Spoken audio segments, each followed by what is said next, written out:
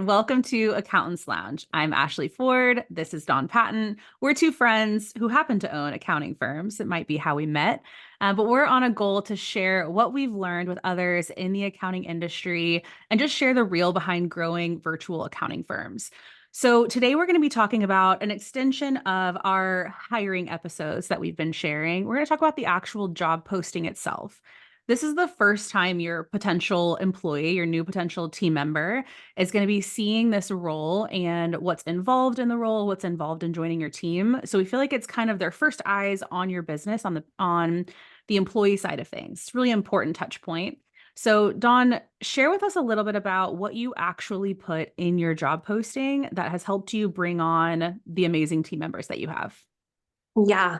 I right before this episode, Ashley and I were like going through our job postings and we created a checklist of everything that's included. And then right at the end, right before we hopped on, we're like, wait, vibes. That's not something that like you see. So let me go through this checklist of what is included, okay? A title, the qualifications, the tasks, expectations, job responsibilities that are all included in this job. I'll dive more into that and what I mean because that encompasses a lot.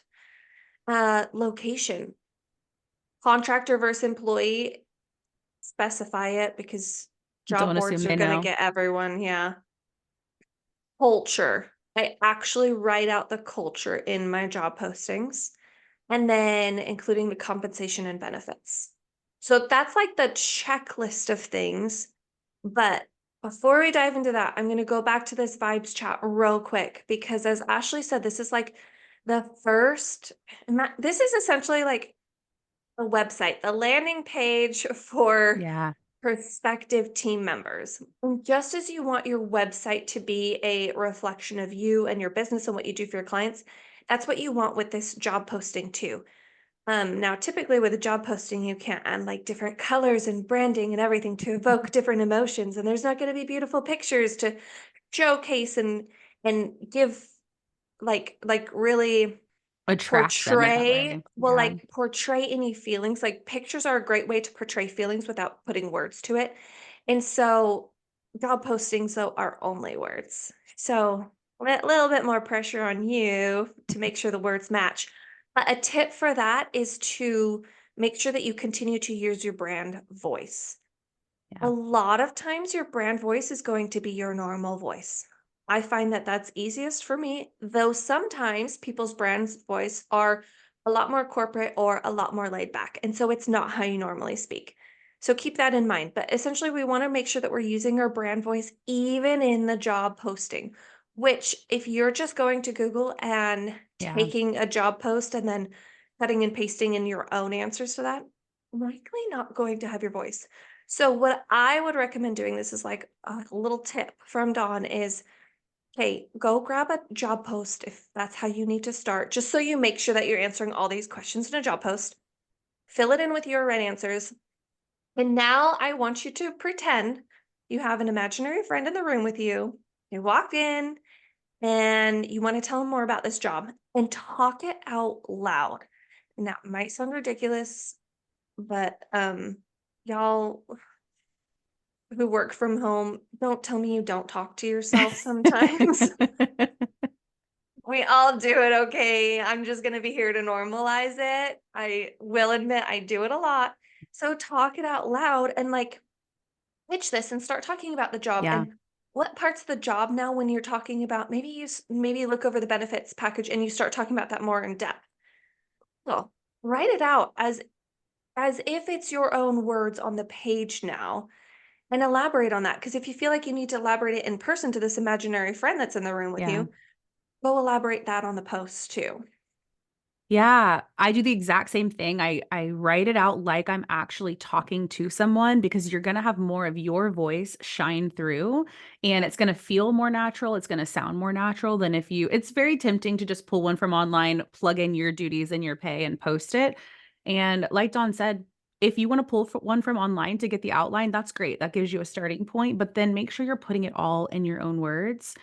Mhm. And Dawn, I think you said something important that you said something that's important, I think, for us to expand on. And that is if you feel like you want to go more in depth on something like your benefits package or like one of the duties or what your culture is or something like that, don't be afraid to go into detail and make your job posting a little bit longer. I think sometimes we go into it thinking this needs to be like short and sweet and to the point. But the truth is that if someone wants to work for you or work for your company, they're going to take the time to read the job posting and really understand it, especially if you're talking to them like they're a human and you're explaining something a little deeper. That's going to help them understand the role better, understand your company better, understand what you have to offer.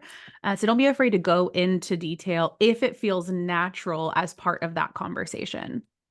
Yep, exactly, exactly. Okay, so let's dive into each of these things a little bit more, shall we? Let's do it. Okay, I'm going to start off with the title because that was the first thing I named. So, title. Include a freaking title on this job post. Um, Now with the title, it can be whatever you want it to be. Don't overthink it. The amount of time I've switched my team's titles too many times, I've had to make up their own titles a lot of times. I'm like, what do you want to be called? Because you're doing all of these things. You pick out a name, okay? So don't overthink the title. I would say though, if you're using a job board, my tip would be go to the job board like Indeed or LinkedIn or Yeah. something like that, Glassdoor, and figure out what other people are calling the job that is similar to the job that you're posting about.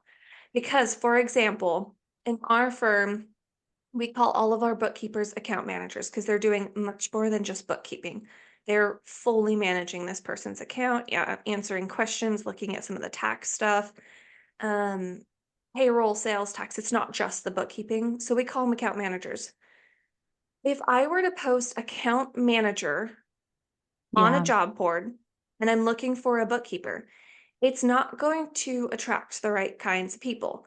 A lot of times an account manager is what you call someone who's like in charge of like sales or overseeing account, like Yeah. it's a The different accounting industry. relationship, not necessarily the work behind it. Uh-huh. Yeah. And so for us on the job board, I post I can't actually, let me look. I can't remember if I call it staff accountant slash account manager. Oh, I call it remote bookkeeper. That's what I call it. I Yeah. call it a remote Ours is, bookkeeper. yep.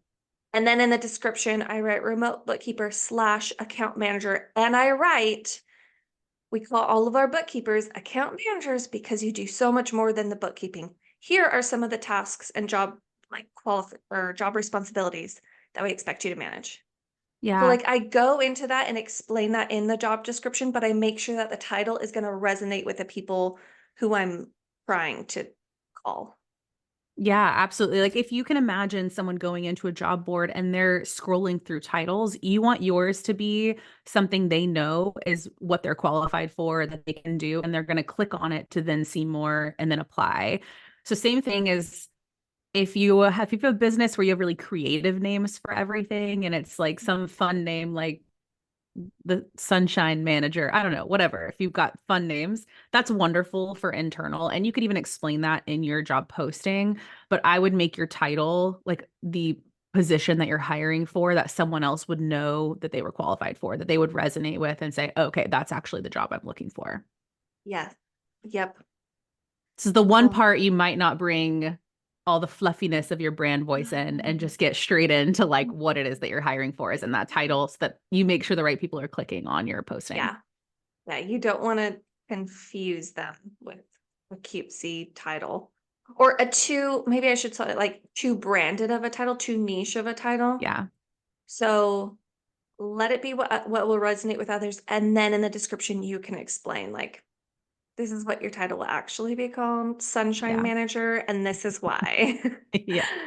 For the record, we don't use that that No, title, but but if you do, I love it. I like that it came to your head because I thought that was really cute. Okay, let's dive into qualifications and what should be included in the job posting. So talk us through when you're listing out those qualifications, what that looks like. Yeah. Um, okay, I will say my qualifications have drastically changed from when I was first hiring to when I hire now. I was looking at old job posts because Ashley told me to, and I did, and I was like, "Whoa." It was eye-opening, Um, you guys, for both of us. um, old job postings for when I was hiring for bookkeepers, and I looked at some tax hires too. I just said 1 year for qualifications. And it was like one line of like, you're doing bookkeeping or you're doing tax preparation, so you at least need 1 year experience. Now, my qualifications section talks about what softwares I expect them to use, how we can give training to them, but I expect Yeah. some experience with these things, minimum 3 years for everyone. Again, this has just been developed over time as we're hired. So this is a total personal Dawn preference type of a thing, because in our business, we've learned that we can give so much training and it feels like a lot, but from a remote position, it's a lot harder to train someone because you're not sitting right next to them. Yeah. It's not like looking over their shoulder. We can't do like every little thing with them as we're sitting right next to them in the office. So for us, we really look for like minimum 3 years experience for most jobs. Um, but that might change and develop, and it will change and develop. Like as we look for lead positions or managers, that experience is going to be different. Yeah. But typically I outline, I don't know. I think when I first started too, and I was posting these jobs, um, it was still a bit, okay, a lot, not just a bit, a lot of imposter syndrome of like, who am I to hire? And so keeping those qualifications and expectations really low for the other person. And now I'm like, Yeah. actually, I know exactly what I want and I'm going to go get that. Yeah. And so now I ask a lot more specific things for qualifications. Yeah. And I think the important part is knowing what it is that you want in your business and then asking for what it is that you want Mhm. and knowing that you can get that. Like you can get that person that's going to have those qualifications. Yeah. Yeah. I will say, like, looking at my job description right now, I think I have one line on qualifications. Because for me, let's go to the next part. The tasks, expectations, talking about job responsibilities. That's the bulk of my job description. Like, Yeah. that's at least half the job description right there. And then the rest is like talking a little bit about what kind of firm we are, a little bit about the culture, a little bit about the compensation and pay. But at least half of it is about the role and what we're asking you to do. Because if someone can read through that whole thing and feel like, oh, I'm qualified to do this, or that interests me, like I can handle that. Okay, cool. We could talk about your qualifications on the interview process, but if you're committing and agreeing to doing all those things I just listed out, then you must have some qualifications to match that. So I Right. don't focus a lot on qualifications.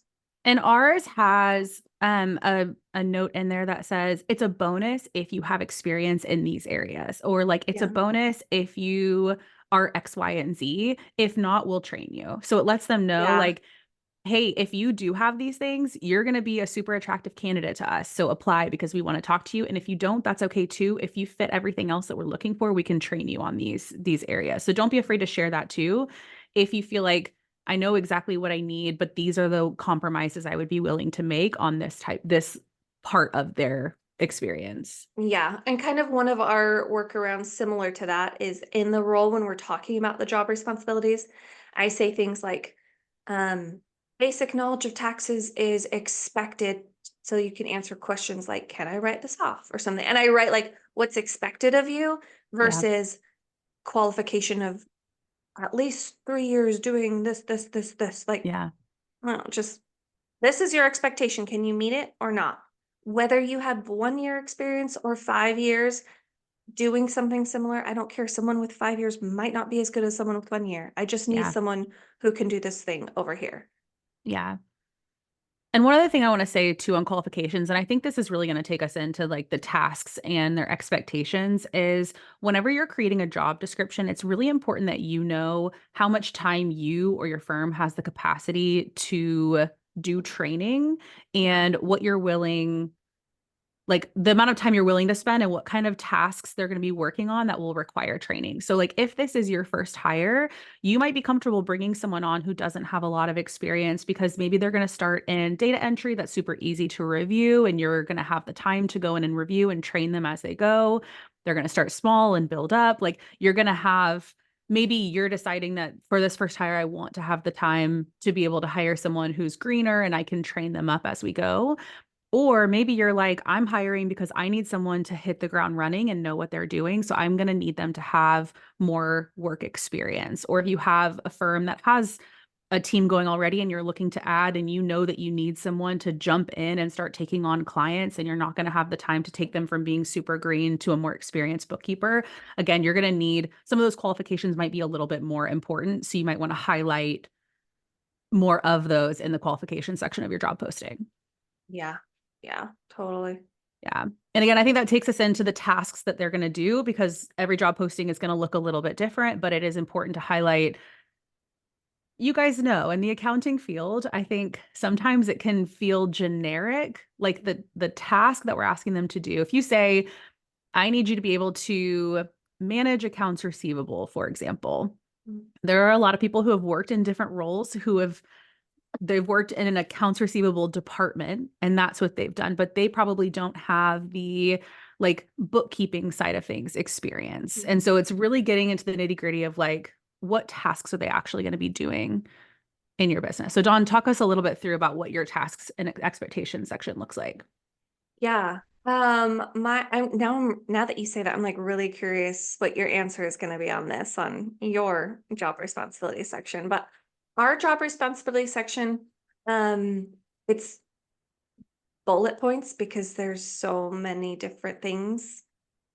And looking at it right now, there's like 2 lines or 2 bullet points, I should say, about bookkeeping and managing clients. And the rest is like someone who's friendly and communicative, someone with written and verbal communication, basic knowledge of taxes, like what hours we're looking for. You're dealing with sensitive information. And so it's actually a little less specific than I feel like I thought it'd be looking at it. Like it's kind of surprising me right now. Actually, we don't go into super detailed depth about this is exactly what we do. It just says, like for us, all of our clients are in QuickBooks Online at the moment. And so it talks about how they're expected to manage however many clients, like a range of clients. Um, it's going to depend on your job, but like 14 to 18 clients in QuickBooks Online, you're expected to be their go-to person for communicating and answering their questions and doing bookkeeping and reconciliations. And so, yeah, it doesn't actually go into super detailed depth. However, it shows the person, I feel like it showcases the job well enough that's like, Yeah. this client is your full responsibility. And so we've had people, in fact, this last round of interviews we just finished last week, hired 2 people from it. It was great. I'm super excited about the hires that we have.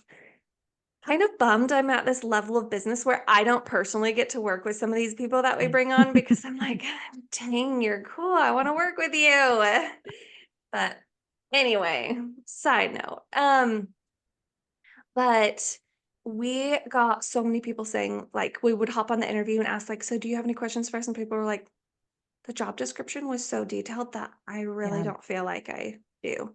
Because they know exactly what's expected of them, that they are doing the categorizations, they're doing the reconciliations. It's on them. They have someone reviewing it once a quarter.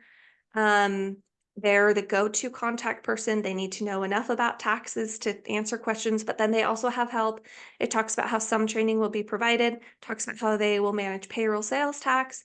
And so there's some questions about like, okay, how many states for payroll or how many Yeah. states for sales tax, things like that. But there's never been a question about like, okay, well, I've only ever categorized, like I don't do reconciliations. Will that be a problem? Because based on our job description, you know that's going to be a problem. If this client is your full responsibility and you've never taken full responsibility of a client, and now we're asking you to take on 15 clients of your own, this job might not be for you. Yeah, yeah. I think it is so important to be so clear in your job posting that by the time they get to the interview, they're not necessarily asking questions about the job duties unless Yeah. they have a few like very specific detailed questions, like you said, about states and payroll or states and sales tax. But they're asking more questions about like the job as a whole and what their day might look like or their role.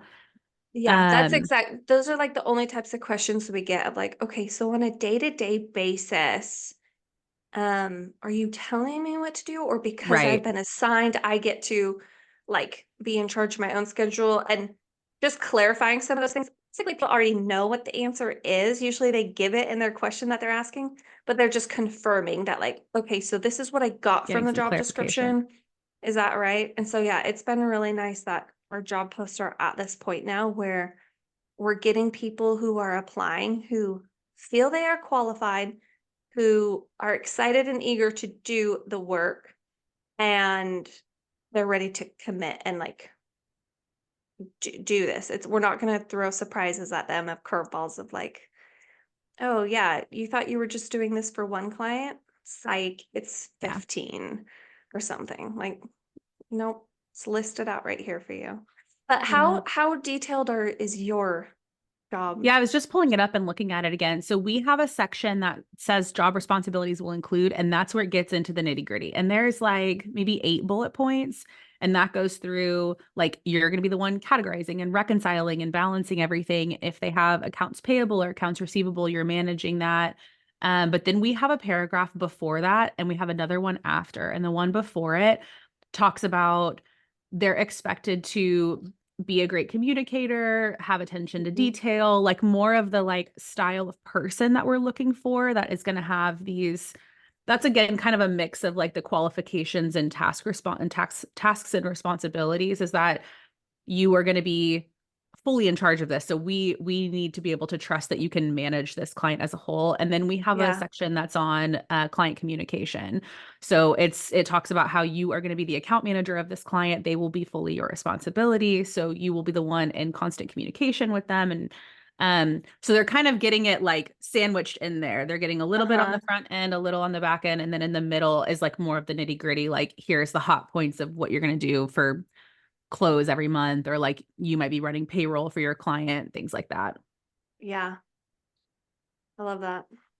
Yeah. So again, I think this just shows there are different ways that you can Yeah.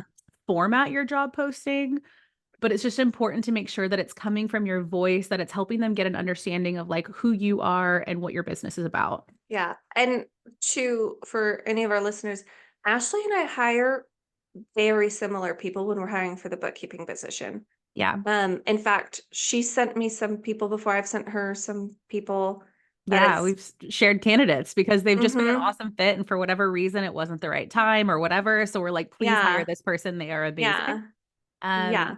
but again, our businesses still look different. We have a ton of Totally. similarities, but they're still different because we're different people who have different firms. So Yeah. take what works for you and then run with other stuff that doesn't, like ignore Mhm. what doesn't work, take what does work. Mhm. Yep. Yeah. Okay, let's run through location, making sure if it's a remote position, you want to make sure that they know that it's remote and what that means for you. Yeah. Yep. And mine says so in the title. It says like remote bookkeeper, remote tax preparer, remote whatever. Um But then in the description, I also write that this is a fully remote position and we expect that they have a safe, functional home office workspace, as because it is a fully remote position. Because nowadays there are people will market it as a remote opportunity, but it's actually like hybrid, Yeah. um, or just different things. Like sometimes it's remote. So yeah, anyway. So I do clarify that, but I have it in the title. Um, Where do you just in your description or It's in the title. Our last one said remote bookkeeper, but then in the description, we also have that it's going to be a remote position and that they need a dedicated workspace. The mhm, position is fully remote. yeah. And I also so our job description, it starts by saying a little about us and like what this firm is. And it says it's a fully remote accounting firm that Yeah. offers bookkeeping and tax services to entrepreneurs. So I have it there, and then I have it in the expectation section about like we expect them to have a functional working home office space. And then also in the title, and then also in the culture, we talk about it too. When we talk about our culture section about how we are a remote team. So it's really important that we're good at that written communication and staying in touch. And so it mentions it a few different times. Yeah. Like it's going to be clear for them Hmm. to know And going into then it. yeah. And then if you're not offering a remote position, making sure that you specify like where it's located and what expectations are for coming into the office. Yeah. Like, are they supposed to be there for a certain amount of hours always, or is it a flexible window? Or like what will the office space look like? Is it just you and this one person? Is it a full team there? What does that in-person space look like if it's not remote? So as much as I'm specifying like remote in my description and talking about expectations that I have for that person, in person, I think Yeah. even more so specifying where it is that they need to, if you have a requirement, I've seen this in some places, maybe it's not as important for accountants. Um, but for certain industries, it's important that like if someone calls, you can be there right away. So it's like you need to Yeah. be within 20 minutes of this location. Location. Yeah. Yeah. You want to get super specific. And that reminded me, we have a piece in our job posting about it being remote that lets them know Mhm. what our typical working hours are.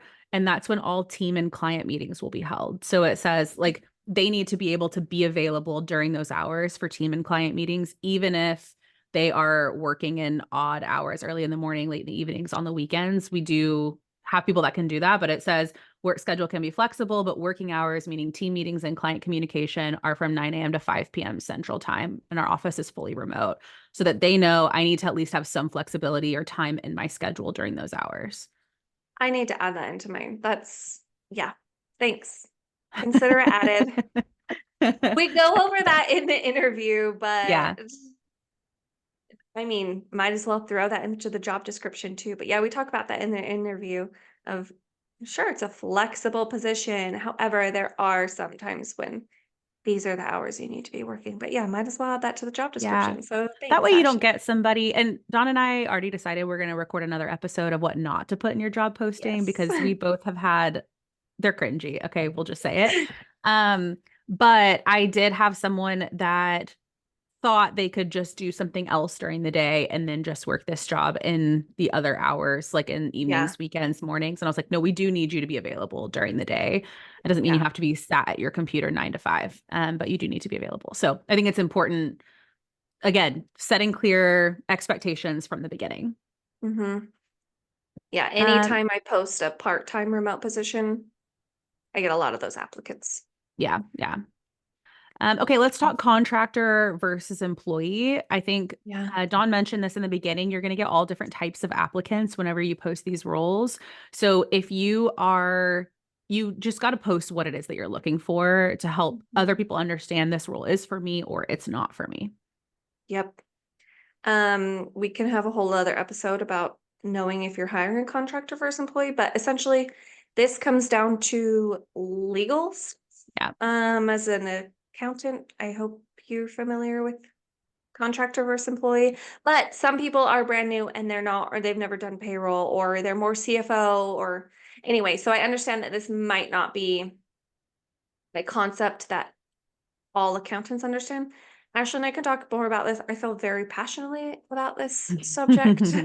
You're not letting the candidate tell you what they want to be. You're not letting them No. come to you and say, "Ah, I'd like for you to pay me X, Y, Z." So you need to make Yeah. sure they know in the job posting what it is that you're hiring. Mm-hmm. Mm-hmm. But yeah, let's dive more into this in another episode and get into like the legal terms of what's an employee, what is a contractor, so that you guys can know exactly what you're hiring for, because it's going to change based on what Yeah. you're looking for in a candidate. Yeah. But Yep. definitely get clear on that in the job post. Okay, so then let's talk a little bit about culture. I think you've mentioned a couple times that you have an actual section Mhm. in your job posting that talks about culture. So tell us a little bit about what that section says. Yeah, I do. I have this takes up like a third of my job description. It says a little bit about the culture. And it starts off by saying skills can always be taught, which is why culture and vibes are everything to us during this interview process. And then it talks about like who we're looking for, like someone who has a growth mindset, someone who's honest, friendly, easy to get along with, someone who wants to contribute, someone who understands that work comes second to family. I mean, yeah, work comes second to, I was like, did I say that? Um, and like how we strongly believe in boundaries, but at the same time, we really want to do quality work and we are there to show up for our clients. And we talk about like output and being dedicated to work hours and holding ourselves accountable to the work that we're doing. Um, because for us, this is the section that I have, like when we talk about our cringy old job posts, this is the section that I have like really worked on the most because when I first started talking about culture, um, I emphasized it too much to the point where we were attracting candidates who liked us for our culture, which I appreciate. But they were so focused on the culture that then Yeah. they weren't actually there for like the full job thing. They wanted this flexible work from home position that cared about their family. And then it was like, oh, but you got to do quality work Yeah. too. Like, I'm not just paying you to sit at your home office and be with your kids and homeschool them. Like, Yeah. I need you to be working. So this is definitely a section that we really had to like nail down. And this culture is really important to us. We have not hired many people because they are so work driven and they have nothing outside of it. And it's like, we're gonna bore you to death. I know we're gonna bore you to pieces because you want to climb this corporate ladder and you want to get raises and you want more and more and more, and that's not what we're about. Yeah. Vice versa, we haven't hired people because they are only there for a chill, relaxed work environment of people who care about their family and they want to take so much time off and all these things. It's like we also can't give to that too. So yeah, I have a section in there that talks about culture. Um, and then that's what we focus on a lot in our job interviews. Now, I will say in our job interviews, um, it's we don't we don't put words to the culture as much. This is like the one time where we're putting words to the culture because the job interview is more like as we're talking, Yeah. then we get a feel for who they are. But yeah, that's that's our culture section. Do you guys talk? I know you talk about that in your job post too, right? Yeah, we do. And I actually really like your idea of having it as an actual section. I think we might add that whenever I go in to post our next job posting because ours is kind of sprinkled throughout, which I Mhm. think works. It's kind of part of our messaging is like Yeah. kind of showcasing our culture throughout the messaging of our job posting. But I like the idea of having it as a section because it clearly lines it out. Like, this is what our culture is about. And if this resonates with you, then you might be a good fit for us, kind of thing. Like, kind of laying out what things look like. So ours right now is just sprinkled in um to kind of each section and talks about like how we communicate with each other, people being growth minded. That's a big part of our culture is being growth minded, like interested in learning from your clients and other aspects of the business. Yeah. And so we kind of talk about it throughout, but I really like the idea of adding it as in as a section because again, we want these job postings to be super clear to the candidate. And I think lining it out helps them really see Mhm. this is what we're about. But I think that's why I have it lined out is in my head, like the way I broke it down in my head is a little intro, so a little bit about us, and then who you are as a person. That's job responsibility section, location, contractor employee section, and then who we are as people. And that's like our culture benefits section over there. So it's like, this is who you are, this is who we are. If you feel like that's a match, apply. This is how it comes together and apply. Yeah. I love it. Okay, so the last thing that we have on our job postings that we both include is the compensation and benefits. And I think Dawn and I feel similarly about this. Like, we're all about transparency in my firm. We ask our clients for a lot of transparency. I ask my team for a lot of transparency. Nothing that's crossing any lines, but just in general, like, I think that we have better communication when we're transparent with each other. So it only makes sense for us to present our compensation and benefits whenever we're posting the job posting to be super transparent about what that pay is. Dawn, how do you feel about it? Absolutely. I'm very much like a step into the shoes of the other person too, and I would never apply for a job that I Yeah. didn't know what you're offering to pay me. I'm not going to take the work, the time and work and energy and effort to do that and to invest any sort of care into it when it's like, are you paying me $1 per year or $100,000 per year? Like, I don't Yeah. know. So if you're going to spend this much time telling me about all the things that you're expecting me to do at work, you better be telling me what I'm getting out of it. Like Yeah. the schedule, the pay, the energy, the culture. Like, tell me, you're telling me what to do. Now tell me what you're going to do for me. So Yeah. it's a requirement in my book. Yeah. And putting ourselves in their shoes, like you said, a lot of these people might have minimums that they have to make in Yeah. order to support their family, support themselves, pay their rent, whatever that looks like. So, not giving them that transparency is potentially a waste of their time and yours. You want them to be like, yes, this job is Mhm. for me. I want to move forward in this process. Absolutely, yeah. And, like, if you're having issues or you think I don't know, if there's any sort of blocks with you posting the compensation and benefits, get real with yourself of why that is. Do you think you're asking too much for what you're offering to pay, or you're not asking enough for what you're paying, or like what is it? What's going on? I know my first couple of posts, I was a little bit weird because I'm a small business owner. I didn't have any benefits I was offering. And so my block was on the benefit side of things.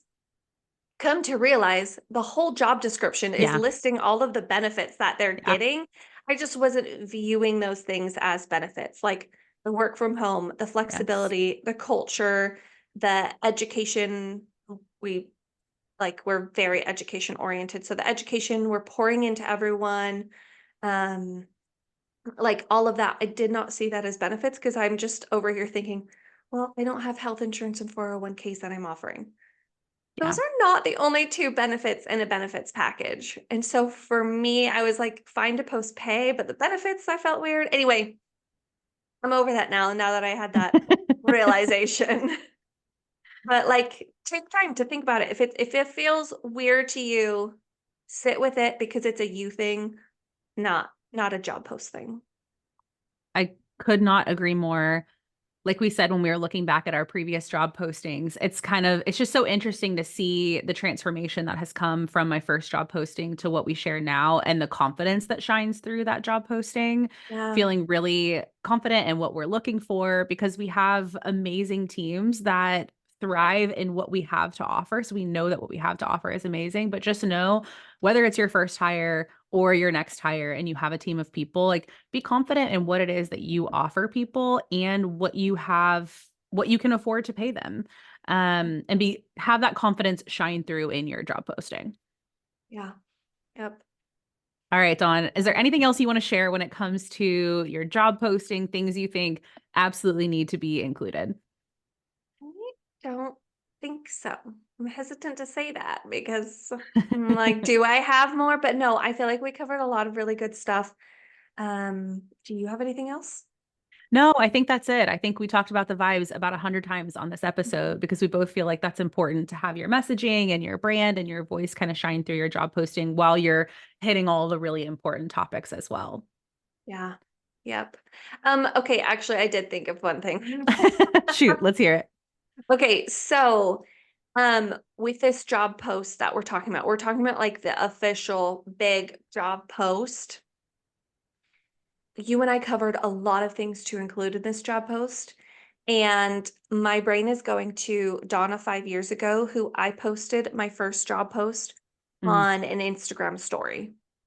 yeah. And if I were to listen to this, I'd been like, Donna and Ashley, what the heck? How am I supposed to include all that in an Instagram story?